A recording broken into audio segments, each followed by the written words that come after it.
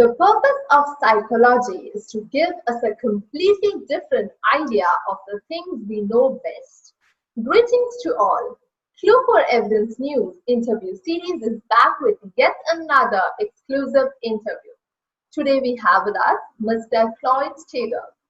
The criminal is a creative artist. The detective is the only critic. Mr. Steiger is the Chief Criminal Investigator at the Washington State Attorney General's Homicide Investigation Tracking System, which tracks and supports homicide investigations in Washington. Down these mean streets, a man must go who is not himself mean, who is neither tarnished nor afraid. The detective must be a complete man and a common man and yet an unusual man. He must be, to use a rather weathered phrase, a man of honor. Firstly, thank you so much, sir, for being with us, and I welcome you to the session on behalf of the entire team of Clue4 Evidence Foundation as well as the people watching us. So, here we go, shooting our questions to Mr. Steiger. So, sir. I'm glad to. Yeah. I'm glad to. The network's kind of cutting in and out, but I'm glad to be here. Thanks. Yeah. Sir, you retired in 2016 from the Seattle Police Department, where you worked since 1979. You got a very long experience. So, can you just brief us about the works you were assigned at that point of time? Well, the work I did at the Seattle Police Department. Yeah, so I started there in '79. Obviously, I worked as a patrol officer for a number of years. I was on the SWAT team for a while. And then I became a detective in '90, at the beginning of 1990, where I worked as a precinct detective doing generalist cases out of the East Precinct. And then I transferred to sex crimes, where I investigated rapes and child molest cases for 2 years. And then in 1994, I transferred to the homicide unit, which is where I worked the rest of my career. So, in 1990, you were assigned as a detective and then as a homicide detective from 1994 to 2016. So, can you share with us any one unforgettable or very interesting case you dealt with? You know, I worked a lot of cases. I worked serial killer cases. I worked mass murders. I worked, stranger murders. I worked so many, it's just hard to say. People ask me that all the time. There isn't any one that sticks out there. Maybe 100 or 75. I don't know.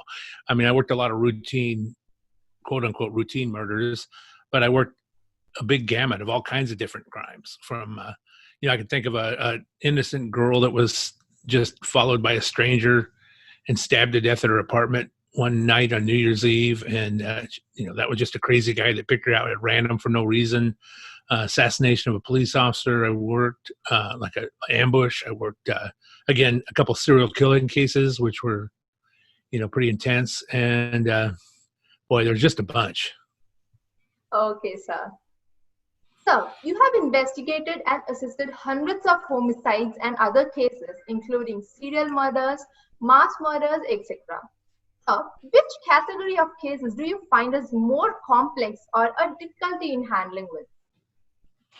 Well, obviously, most, things like, well, first of all, the most complex cases are the cases where the victim and suspect didn't know each other, right? Whether that's a serial killing picked at random or something like that. Those are the most complex.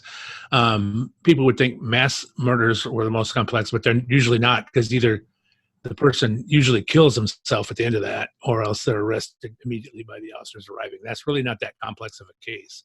So I'd say serial killings, again, strangers. When someone kills someone and they don't know each other and there's no link between them, that's a very difficult case. Okay. Sometimes you have to go through a lot of forensic and evidence to get the answer. Exactly, sir. Yeah. So, Homicide: The View from Inside the Yellow Tape, a true crime memoir, and Seattle's Forgotten Serial Killer, Gary Jean Grant, were two interesting books you wrote. You have been a regular contributor to Crime Stories with Nan's Grave. You have been featured in several books, including Smoke, Mirrors and Murder, Footsteps in the Snow, and Rock Justice. So, sir, is penning down your experiences a passion of yours, and how you manage to be an investigator as well as a writer at the same time? Well, I wrote the first book because people were always asking me about cases, and I thought, I should just write this all down. And I didn't necessarily plan to publish it as a book, but it just ended up being that way, and so I did. And I had by the time I started writing that book, I was about to retire from the Seattle Police Department and go to work for the Washington State Attorney General's office. So I had a little more time than when I was working. I wasn't working 20, 30 hour at a time. So I had time. I could do it in between when I was working. And then the second book I wrote because the publisher called me and asked me to write it because they were looking for stuff like that. And I thought, okay, I'll write it. So that's how I did those two. I always enjoyed writing. I take it seriously. And I just decided to do that. Okay, sir.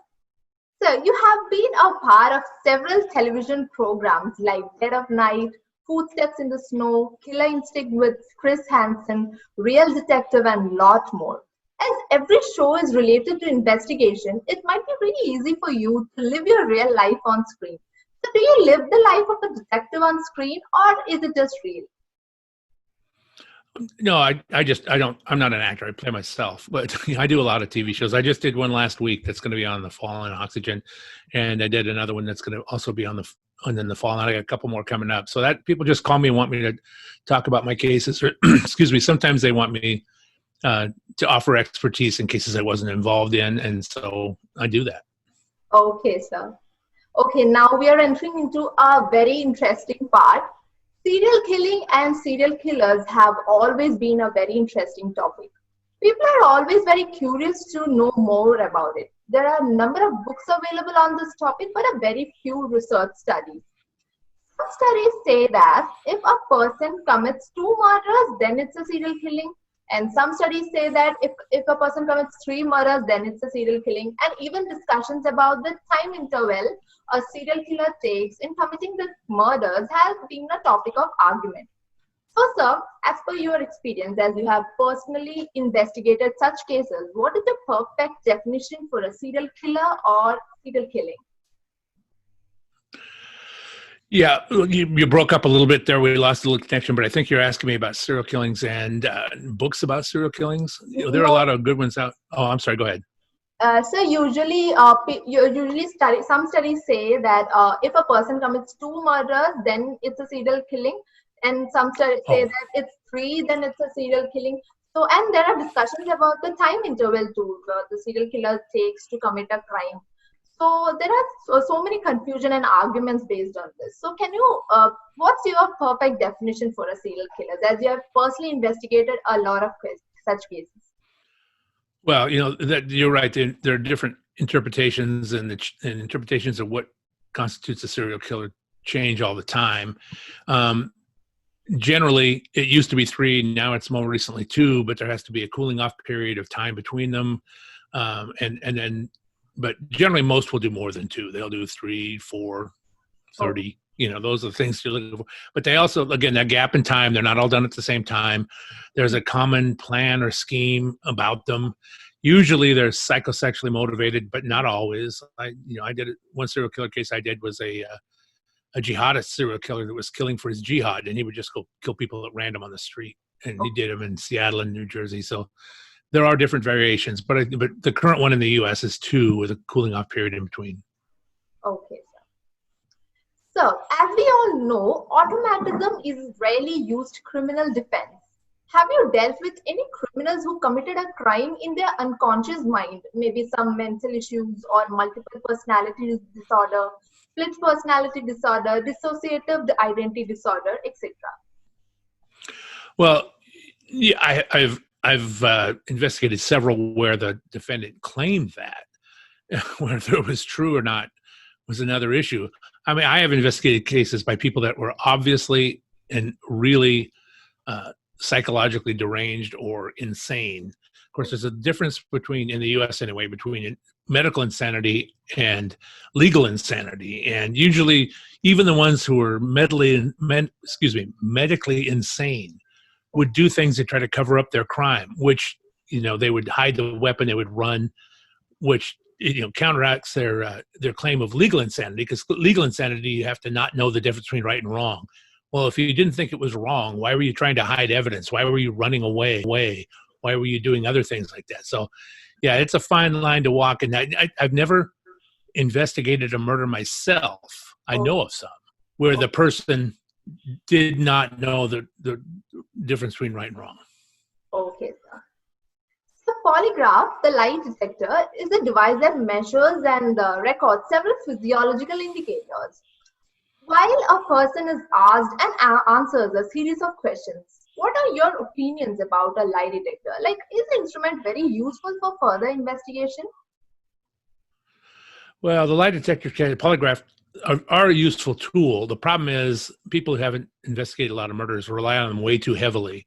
When you give somebody you think is a murder suspect a polygraph and he passes, and they say, "Oh, he's eliminated." No, he's not. Jeffrey Dahmer passed a polygraph. Green River Killer Gary Ridgway passed a polygraph. I think Bundy passed a polygraph. So don't rely on the polygraph. It's a tool. Really, the important thing is that the person giving the polygraph is a good interviewer, and the pre and post interviews are much more important than the test itself.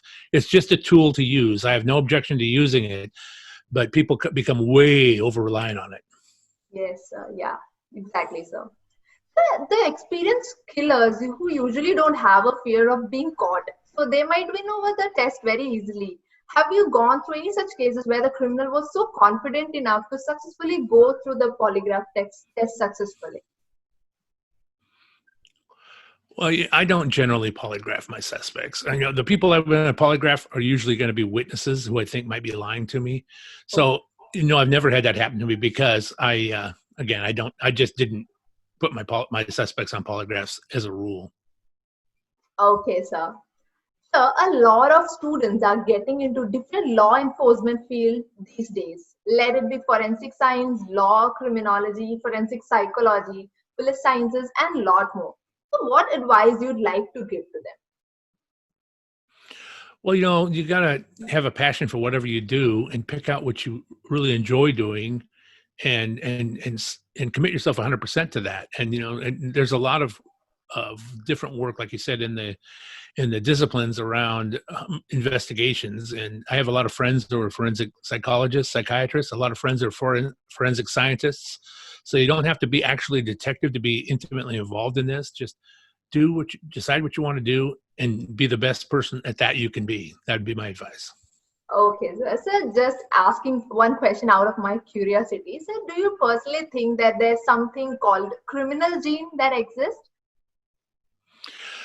That's a big argument about criminal gene. I don't know. It's nature and nurture. And I think it's hereditary to a point. I think the propensity to be a criminal is in your body, but then it can be overcome by how you're raised, right? Especially early childhood and the first 2 or 3 years. If you're nurtured and cared for, I think it makes a big difference. But if you already have that gene, because there are some people that have terrible childhoods that grow up to be perfectly normal people, and then there are others that don't. And so obviously I think it's a combination of nature and nurture. That's my opinion anyway. Okay, so have you come across any case where a lot of people from the same family or from the different generations turned out to be a criminal? Oh yeah, all the time. I have people. I've investigated people for murder, and I said I investigated your grandfather, who unfortunately was only like 30 years older than this person. So that's the thing. It's there are generations of families that I've dealt with of criminals. And again, that may not be genetic. It may be lifestyle and how they raise their children. I don't know. Yes, the social factors, yeah. And right. Where the broken homes are the main factor, I believe so. Absolutely. Yes, sir. Absolutely. And the single parent homes, no matter how hard somebody tries, it's hard. You can not that you can't. There are people that come from single families too, single parent families that are outstanding, but it's much more difficult. Yes, sir. And so we are done with the interview. It was very nice time talking to you, sir. I wish you good health and all the very best. Thank you so much for being with us.